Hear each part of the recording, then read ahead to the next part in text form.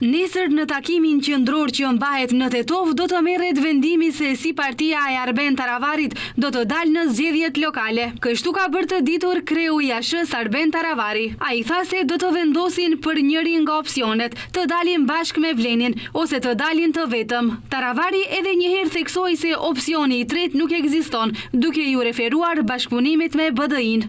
Mendojmë se edhe vetë me dalë në disa komuna me ndihmën e disa partive të partnerëve të koalicionit, mund bëjmë rezultat mirë dhe të shkojmë në rundën dytë, po edhe të fitojmë.